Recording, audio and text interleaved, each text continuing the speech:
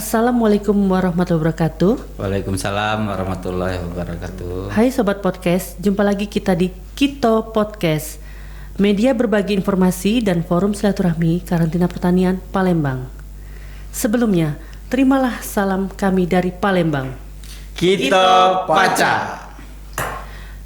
Perkenalkan, saya Puji Aryani, host hari ini yang akan memandu bincang-bincang santai kita yang pada kesempatan ini mengambil tema tentang tugas dan peran dokter hewan karantina dan paramedik karantina hewan di karantina pertanian.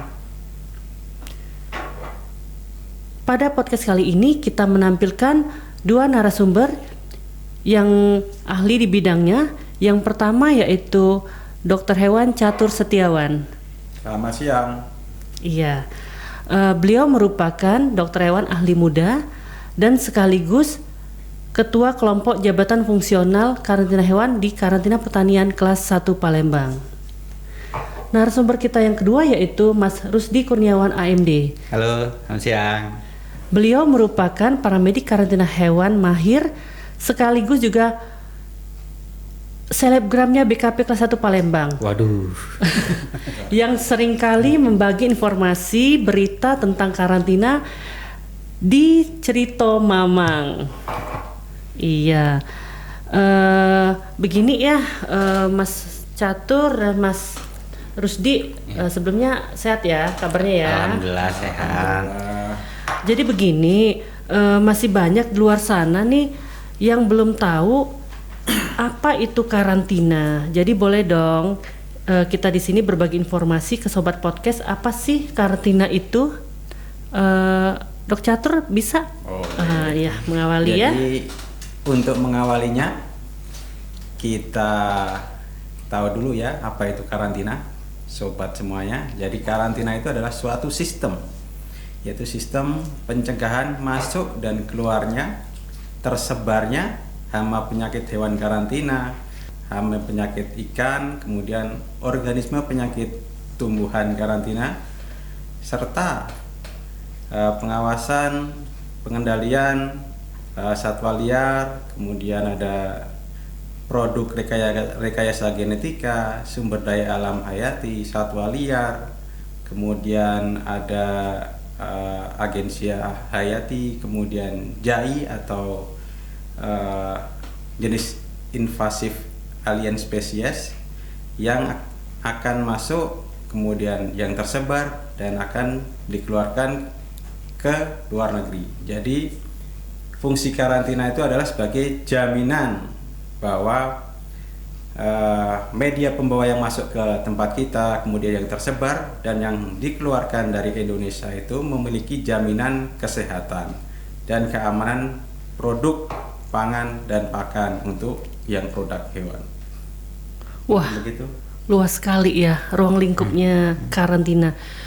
Oh iya, terus kalau karantina hewan sendiri itu apa ya, Mas Rusdi ya? Jadi karantina hewan itu suatu tindakan pencegahan penyebaran hama penyakit hewan dari luar negeri ke dalam negeri, dari dalam negeri ke luar negeri, ataupun antar area dalam negeri itu sendiri. Oh begitu ya. Yang bertugas melakukan tindakan karantina hewan itu sendiri siapa ya? Kalau di karantina pertanian? Yang melakukan tindakan karantina ya? Iya. Jadi tindakan karantina itu dilakukan oleh pejabat karantina. Jadi pejabat karantina, kalau di karantina hewan itu ada dua, yaitu dokter hewan karantina dan juga paramedik karantina. Oh ya, baik. Jadi ada istilah dokter hewan karantina. Setahu kita tuh dokter hewan ya dokter hewan aja gitu ya. Dokter hewan karantina tuh apa ya, Pak Catur ya? Jadi kalau dokter hewan karantina itu yaitu adalah ASN, yang pasti ASN ya.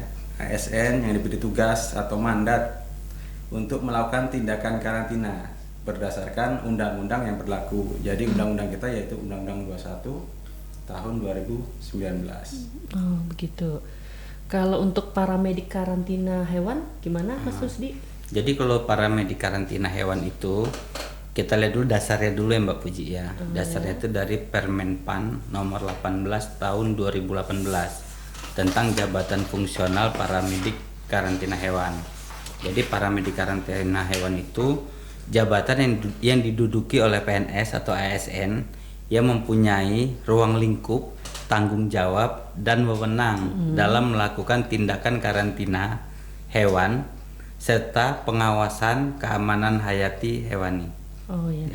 Jadi kesimpulannya dokter hewan karantina dan paramedik karantina itu merupakan jabatan fungsional sebagai ASN ya. Ya, benar. Itu yang membedakan dengan dokter hewan ataupun paramedik veteriner lainnya ya.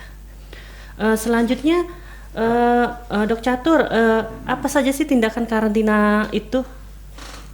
Kalau tindakan karantina ini sebenarnya kan ada 8. Jadi dikenal dengan 8P kalau di karantina ya. 8P. Ada pemeriksaan, kemudian ada penahanan, pengasingan, pengamatan, kemudian ada perlakuan, kemudian penolakan, pemusnahan, dan pembebasan. Wah, menarik ini bincang-bincang tentang tindakan karantina. Saya mau bertanya dengan Mas Rusdi nih. Mas Rusdi bertugas di mana ya di karantina Palembang ini? Oh, jadi gini. Sebelumnya saya jelaskan dulu, di Balai Karantina Pertanian Kelas 1 Palembang itu mempunyai 5 wilayah kerja. Wilayah kerja ini berdasarkan tempat pemasukan dan pengeluarannya. Antara lain ada UPT Induk, yaitu di kantor balai sendiri, di Bandara Udara Sultan Mahmud Badarudin II, itu ada di Palembang. Ada Bandara Silampari, ada di Kabupaten Lubuk Linggau, itu kurang lebih sekitar 8-9 jam dari Palembang. Habis itu ada pelabuhan penyeberangan Tanjung Siapi-Api. Itu tujuannya untuk ke Bangka Belitung. Dia kapalnya kapal feri. Kurang lebih sekitar 2 jam dari kota Palembang. Ada lagi pelabuhan Bombaru. Pelabuhan Bombaru itu dia lebih ke untuk ekspor impor peti kemas. Ada juga penyeberangan antar areanya untuk jet foil dan kapal-kapal kayu. Dan yang terakhir itu ada wilayah kerja namanya kantor pos. Nah, kebetulan saya ada di wilayah kerja Bombaru. Oh gitu. Ya. Kalau untuk Dokter Catur di mana wilayah kerjanya saat ini? Atau ditugaskan di mana? Saya merangkap ini di bandara juga, kemudian di kantor induk juga berperan di kantor induk ini. Gitu. Semua ya. Oh iya, Dokter Catur, media pembawa yang wajib laporkan ke karantina apa aja ya? Jadi sekarang media pembawa ini cuma terbagi 3, Mbak. Nggak seperti dulu ya. Dulu ada habah dan sebagainya, kemudian hewan. Kalau sekarang ini hanya hewan, kemudian produk hewan dan media pembawa lain. Jadi yang dulu habah itu sekarang udah masuk ke produk hewan semua. Produk hewan ya. Oh iya. Sekarang saya mau tanya ke Mas Rusdi nih, pengalaman sehari-hari, pekerjaan sehari-hari kan bertugas di Bombaru nih. Kasih contoh apa sih yang dilakuin di sana itu? Oke. Jadi kalau untuk di karantina hewan, kegiatan karantina hewan yang banyak dilalu lintaskan media pembawanya di Pelabuhan Bombaru itu ada beberapa, Mbak Puji. Pertama kita bilang dari yang antar area. Antar area itu dia untuk kapal cepat jet foil, karena itu kapal cepat tidak ada kargo, jadi hampir rata-rata itu hanya tentengan penumpang. Gitu. Nah, biasanya yang suka ada lewat itu hewan-hewan kesayangan seperti unggas burung, ayam, pernah juga seperti kayak kelinci seperti itu.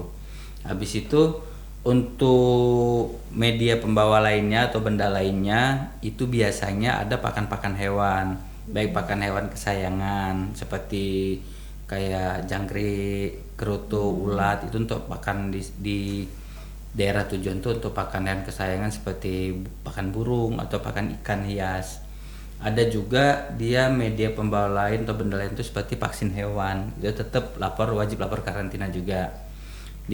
Selain di jet foil, untuk antar areanya itu ada juga kapal-kapal kayu. Kapal-kapal kayu itu biasanya mengangkut, itu tujuannya ada yang ke Bangka Belitung ataupun ke Tanjung Pinang. Biasanya yang diangkut itu kalau untuk komoditi karantina hewan, dia pakan ternak, pakan ayam, atau pakan hewan kesayangan seperti pakan kucing, pakan anjing. Juga terkadang dia suka mengangkut telur ayam konsumsi. Nah, sekarang yang seperti saya bilang tadi, di situ ada pelabuhan ekspor impor peti kemas. Kebetulan kalau untuk di karantina hewan sendiri, dulu pernah melakukan ekspor produk hewan atau bahan asal hewan itu daging. Kebetulan daging babi ya waktu itu ke negara Vietnam.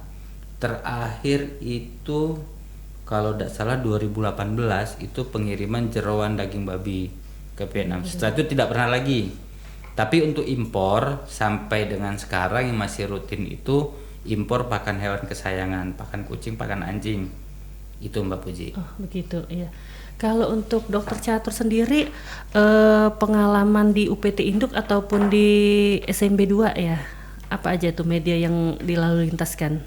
SMB 2 ini cukup kompleks ya, karena memang penerbangannya nasional, internasional.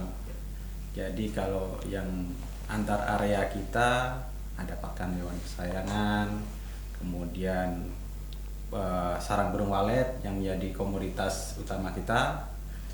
Selain itu ada hewan kesayangan juga, kemudian hewan lab, ada vaksin, obat hewan, kemudian ada apa namanya tuh semen beku untuk inseminasi buatan, dan masih banyak lah pokoknya kalau SMB 2 karena memang penerbangannya lumayan luar biasa. Iya. Nah, kita berbagi informasi tentang prosedur pengiriman ini berkaitan dengan tugas dan peran dokter hewan dan paramedik karantina hewan nih. Misalnya ada pengiriman burung, mau ngirim burung nih ke mana, misalnya ke Jogja, itu gimana tuh prosedurnya ya, Dok Catur? Untuk pengguna jasa, jadi pengguna jasa mempersiapkan dokumen persyaratan yang pasti ya. Ada surat kesehatan hewan dari Dinas Peternakan yang bertanda tangan harus dokter hewan berwenang ya. Sekarang POV, pejabat otoritas veteriner. Kemudian nanti tergantung nih daerah tujuan nih mempersyaratkan apa morek pemasoknya. Kemudian pengujian apa yang harus dilengkapi. Setelah semuanya dokumen lengkap, baru nanti kita melakukan pemeriksaan fisik terhadap media pembawa. Dalam hal ini burung ya. Ya, jadi kita periksa burungnya, jumlahnya sesuai enggak, kemudian kesehatannya. Kalau sehat, kemudian hasil lab juga menyatakan negatif dari APAK yang dipersyaratkan, nantinya akan kita proses lebih lanjut dan kita berikan sertifikat pelepasan sebagai jaminan kesehatan bahwa burung tersebut layak untuk diberangkatkan. Oh, jadi output orang melapor karantina di saat melalui lintas media pembawa itu dokumen ya, sertifikat gitu. Sertifikat ini sebagai dokumen jaminan bahwa telah dilakukan tindakan karantina, jaminan kesehatan bahwa burung tersebut sehat dan layak untuk dilintaskan. Sebenarnya karantina ini adalah menjamin bahwa media pembawa yang mau dilintaskan adalah sehat, seperti itu. Iya. Nah, Mas Rusdi, kalau sebagai tugasnya paramedik karantina hewan, kalau ada kayak pengguna jasa ingin mengirim burung atau media pembawa lain tadi, bagaimana? Oke, Mbak Puji. Jadi ketika ada pengguna jasa yang ingin melalui lintaskan media pembawa seperti burung tadi, pertama-tama kan pengguna jasa itu datang ke karantina untuk melaporkan bahwa ia akan melalui lintaskan media pembawa wajib lapor karantina seperti burung. Ketika dia datang, paramedik tugasnya pertama dia menerima dan menginput untuk pelaporannya, permohonannya, tindakan karantinanya. Setelah dilakukan penginputan di sistem kita namanya Equivas ya. Di situ sistemnya, setelah terbit permohonan dan penugasan, ketika dokter hewan yang berwenang menugaskan untuk melakukan pemeriksaan, disitulah tugas paramedik untuk melakukan pemeriksaan terhadap kondisi hewan-hewan yang akan dilalu lintaskan seperti burung tadi. Untuk pemeriksaan itu, selain pemeriksaan fisik, pemeriksaan dokumen Juga ada pengambilan sampel untuk pengujian laboratorium seperti kata dokter Catur tadi. Kan kita menjamin kesehatannya. Artinya agar kita tahu hewan itu sehat atau tidak, kita harus mengujinya berdasarkan laboratorium. Tidak bisa menebak-nebak saja kan seperti itu Mbak Puji. Iya. Ketika dalam pengambilan sampel tadi, yang mengambil sampel paramedik. Gitu. Yang menguji paramedik. Tapi yang menentukan sehat atau tidaknya itu penyeliaannya atas dokter hewan, karena dokter hewan lah yang bertanggung jawab atas sehat atau tidaknya hewan tersebut. Ketika hasil penyeliaan dokter hewan tersebut dinyatakan hewan itu sehat, baru akan diterbitkan namanya sertifikat kesehatan hewan yang akan diberikan kepada pengguna jasa. Tapi ingat, ada biayanya Mbak. Oh Tapi iya. tapi tenang saja teman-teman, biaya karantina itu murah kok. Biaya karantina sangat murah dan itu terbuka, artinya tidak ada yang ditutup-tutupi. Teman-teman bisa semua download di Google, searching peraturannya jelas. Itu peraturan peraturan pemerintah. Sebelumnya kita peraturan pemerintah nomor 35 tahun 2016, tapi tahun ini ada peraturan baru tentang penerimaan negara bukan pajak, itu di peraturan pemerintah nomor 28 tahun 2023. Seperti itu Mbak Puji. Oh iya. Wah, jadi tidak ribet ya kalau sobat podcast ingin mengurus dokumen karantina.